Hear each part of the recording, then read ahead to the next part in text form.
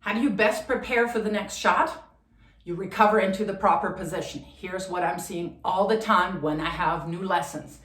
People are recovering to the middle, regardless of where they're hitting the ball and the ball is coming from. Wrong.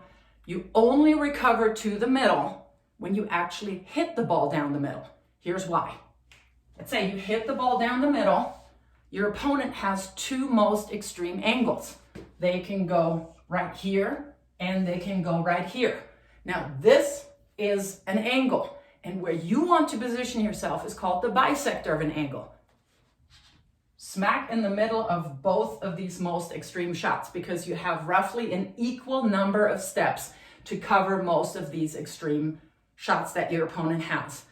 So why is it wrong to go back to the middle when you, for instance, pull your opponent out here? Very simple. Your opponent now has two more extreme shots that have very, very different angles. They can go down the line here and they can go cross court. Now I'm no longer in the middle of both of those extreme shots if I'm in the middle. So I have to shade over to the opposite half of the court. So when you're at the baseline, you always want to recover to the opposite side of where your opponent is. Same thing would go here. If I'm hitting a down the line ball in the at side, I want to recover to my bisector of an angle on the opposite half. So my opponent has this most extreme angle here, most extreme angle here.